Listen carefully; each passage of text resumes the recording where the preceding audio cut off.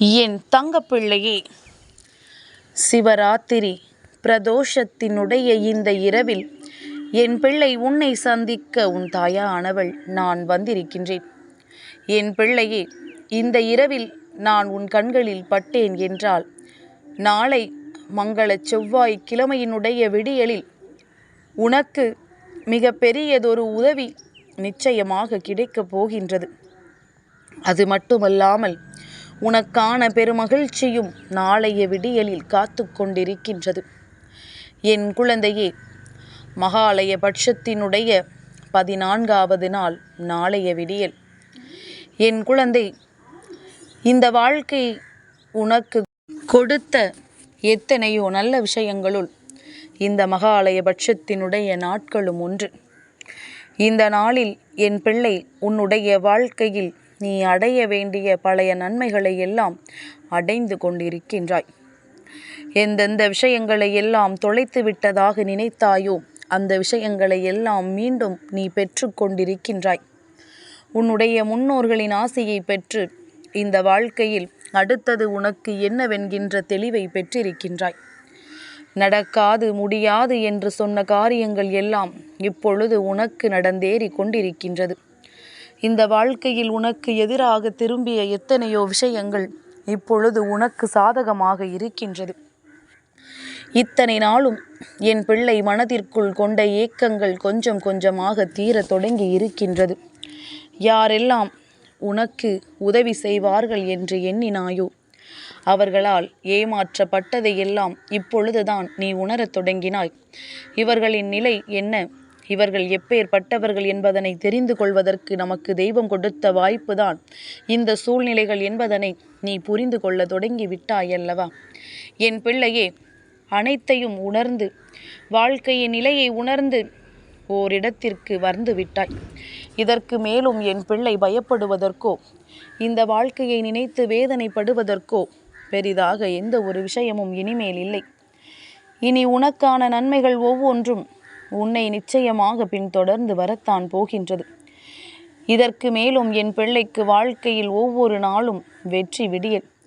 நாளைய மங்கள செவ்வாய் கிழமையினுடைய விடியல் உன்னுடைய வாழ்க்கையில் உன்னால் மறக்க முடியாத ஒரு விடியலாக இருக்கும். சந்தோஷம் வந்தாலும் சரி, கஷ்டம் வந்தாலும் சரி, நாளை உனக்கு அது வருகிறது என்றால் உன் வாழ்க்கையில் ஒரு மிகப்பெரிய விஷயத்தையோ மிகப்பெரிய திருப்பத்தையோ ஏற்படுத்தக்கூடிய விஷயமாக அது இருக்கும் என்பதனை நீ புரிந்து கொள்ள வேண்டும். ஒரு துன்பம் வருகிறது என்றால் அதற்காக வருந்தாதே, அதை நினைத்து நீ சந்தோஷப்படு. ஏனென்றால் இந்த துன்பத்தினால் நீ உன்னுடைய வாழ்க்கையில் ஏதோ ஒரு மிகப்பெரிய விஷயத்தை இழக்கப் போகிறாய். அதுதான் இந்த வாழ்க்கையிலேயே உனக்கு மிகப்பெரிய ஆபத்தாக இருந்த விஷயமாக இருக்கும். நடக்கும் பொழுது வேதனையை கொடுக்கலாம். ஆனால் நீ நாட்கள் செல்ல செல்ல உணரும் பொழுது உன்னால் புரிந்து கொள்ள முடியும் இதற்கெல்லாம் காரணம் என்னவென்று. இதனால் உன் வாழ்க்கையில் நடந்தது என்னவென்று நிச்சயமாக உன்னால் புரிந்து கொள்ள முடியும். இத்தனைக்கு மேலும் இந்த வாழ்க்கையை பற்றி கவலைப்பட ஒன்றும் இல்லை.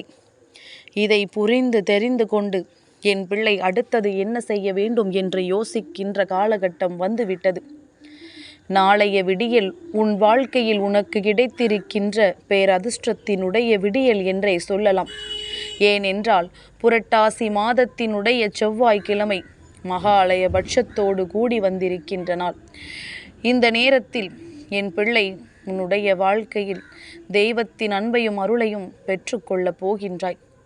உன்னுடைய முன்னோர்களின் ஆசியையும் முழுமையாக பெற்றுக்கொள்ளப் போகின்றாய்.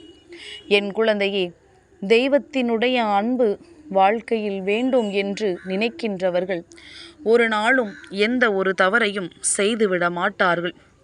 அப்படியே அவர்கள் ஒரு தவறை செய்கிறார்கள் என்றாலும் கூட அதற்கு ஒரு நியாயமான காரணம் இருக்கும். அதற்காக நாம் ஒரு காரணம் வைத்திருக்கின்றோம், தவறை செய்து விடலாம் என்று யாரும் நினைத்து விடக்கூடாது. அந்த காரணத்தினுடைய ஆழமான அர்த்தங்கள் என்னவென்று தெரிய வேண்டும். எதனால் இப்படியெல்லாம் நடக்கிறது என்பது புரிய வேண்டும். வாழ்க்கையில் ஒவ்வொரு விஷயங்களுக்கும் காரணத்தை தெரிந்து கொண்டால் மட்டும்தான் அது என்னவெல்லாம் நடத்தும் என்பதனை புரிந்து கொள்ள முடியும். என் பிள்ளையே, இந்த நிலைகளை எல்லாம் கடந்து வாழ வேண்டும் என்கின்ற கட்டாயம் இப்பொழுது உனக்கு வந்து விட்டதல்லவா? இந்த நேரத்தில் நீ தெளிவடைய வேண்டிய விஷயங்கள் எல்லாம் ஒன்றுதான். தெய்வத்தினுடைய அன்பை நாம் நாடுகின்றோம். அப்படியானால் அவர்கள் சொல்கின்ற பாதையில்தான் நாம் நடக்க வேண்டும். தெய்வத்தை விழுந்து விழுந்து வணங்குகின்றோம். உனக்கு உதாரணத்திற்கு சொல்ல வேண்டும் என்றால், இப்பொழுது குலசை முத்தாரம்மனுக்கு சிறப்பாக எல்லோரும் மாலையிட்டு வணங்கி வருகின்றார்கள். இந்த நேரம் மட்டுமே அந்த தெய்வத்தின் மீது அன்பு காட்டுவதும் நல்லவர்களாக இருப்பதும் முக்கியம் கிடையாது. வாழ்க்கை முழுவதும் நல்லவர்களாக இருப்பதுதான் நீ அந்த தெய்வத்தை வணங்குவதற்கான நன்மைகள். அதுதான் அந்த தெய்வம் உனக்கு கொடுக்கின்ற பலன்கள். இல்லை, நான் இப்படித்தான் இருப்பேன், இந்த நேரத்தில் நான் நல்லவனாக இருப்பேன், நல்லவர்களாக இருப்போம், தெய்வத்திற்காக எந்த ஒரு தவறையும் செய்ய மாட்டோம் என்று சொல்லி நீ நடந்து கொள்ளும் பட்சத்தில் தெய்வமும் இந்த நேரத்தில் மட்டும்தான் உன்னை கண்ணெடுத்து பார்க்கும் என்பதனை மறந்து விடாதே. அதிலும் மற்ற நேரங்களில் உன்னுடைய குணங்களை பொறுத்து தெய்வம் உன்னை விட்டு விலகிதான் நிற்கும் என்பதனை தெரிந்து கொள்ள வேண்டும். குணத்தால் எந்த ஒரு விஷயமுமே யாருக்குமே நல்லதை செய்தது கிடையாது.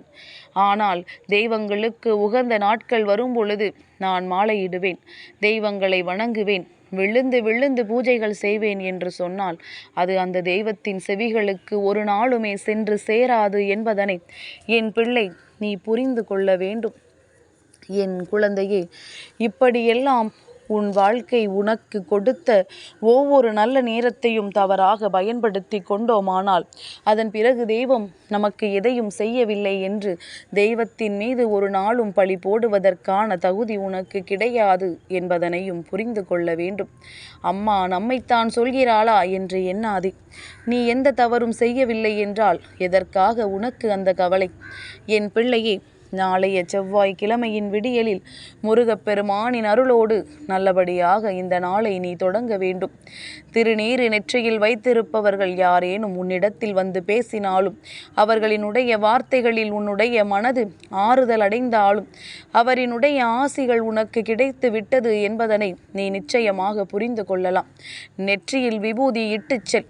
எந்த ஒரு காரியத்தை தொடங்குவதாக இருந்தாலும் மனது சிறு தடுமாற்றம் அடையும் பொழுது நீ நெற்றியில் அணிகின்ற இந்த விபூதியானது உனக்கு நல்ல வழியை காட்டும், உன் மனதிற்கு நல்ல ஆறுதலை கொடுக்கும். தேவையில்லாத விஷயங்கள் எதுவும் உன் மனதில் சிந்திக்காதபடி உனக்கு நல்லதே நடக்கும். இப்படி உன் வாழ்க்கையில் பல நன்மைகளை நடத்தக்கூடிய இந்த மங்கள செவ்வாய்க்கிழமையை எதிர்நோக்கி என் பிள்ளை வெற்றி நடை போடத் தொடங்கு. இன்று இரவை நல்லபடியாக கடந்து வர வேண்டும். வெற்றி விடியல் என்றவுடன் வெற்றி இரவாக இந்த இரவை நீ கடந்து வர வேண்டும் அல்லவா? எப்பொழுது பொழுது இருட்டும், எப்பொழுது நம் தலையணையை நோக்கி செல்லலாம், எப்பொழுது கண்ணீரை ஓ என்று கொட்டி தீர்க்கலாம் என்று சொல்லி என் பிள்ளை நேரத்தை தேடாதே. இரவு நேரம் உன் மனதிற்கு கிடைத்திருக்கின்ற ஒரு அமைதியான நேரம். அந்த நேரத்தை அமைதியாக நீ எடுத்துக்கொள்ள வேண்டும். இல்லை என்றால் காலம் முழுவதும் சலசலப்பான நேரமாக அது மாறிவிடும். உனக்கு கிடைத்த அற்புத நேரத்தை அமைதியாக என் பிள்ளை பயன்படுத்து. நிச்சயமாக இந்த வாழ்க்கையில் உனக்கான அத்தனை நன்மைகளும் மெதுமெதுவாக நடக்க தொடங்கும். இந்த சூழ்நிலைகள் அத்தனையும் உனக்கானதாக நிச்சயமாக மாறும். எந்த ஒரு விஷயத்திற்காகவும் என் பிள்ளை வருந்தாமல் வருவதை எதிர்கொள்வோம். நடப்பது நடக்கத்தானே செய்யும், அதை நம்மால் தடுத்து நிறுத்த முடியாது. நாம் அதன் பிறகு அதை என்னவென்று எதிர்கொள்ளலாம் என்கின்ற நம்பிக்கையோடு இந்த இரவை கடந்து நாளைய விடியலை என் பிள்ளை எதிர்நோக்கு. நிச்சயமான சந்தோஷம் உனக்கு காத்து கொண்டிருக்கின்றது. யாராலும் உன் வாழ்க்கையில் எந்த ஒரு கெடுதலையும் நினைக்க முடியாது. அப்படியே அவர்கள் நினைத்தாலும் அது உன் வாழ்க்கையை எந்த வகையிலும் பாதிக்காது என்பதனை நீ புரிந்து கொள். உனக்கென்று நான் இருக்கின்றேன். நான் இருக்கும் பொழுது கவலை எதற்கு என் பிள்ளைக்கு? என் குழந்தையை, ஆசைப்பட்டது கிடைக்கவில்லை என்று அழப்போகின்றாயா? அல்லது நினைத்தது நடக்கவில்லை என்று அழப்போகின்றாயா? தயவு செய்து அழாதே. விடியலில் அது உனக்கான நல்ல அறிகுறிகளை காண்பித்து உனக்கு கிடைக்கும் என்கின்ற நம்பிக்கையை கொடுக்க போகின்றது. அதனால் உன்னுடைய உடலையும் மனதையும் வருத்தி கொள்ளாதே. நல்லது நடக்கும் நேரம் என் பிள்ளை. உன் வாழ்க்கையின் சந்தோஷத்தை தொலைத்து விடாதே. என் தங்கப்பிள்ளைக்கு இந்த வராகி அம்மாவினுடைய ஆசீர்வாதங்கள் எப்பொழுதும் உண்டு.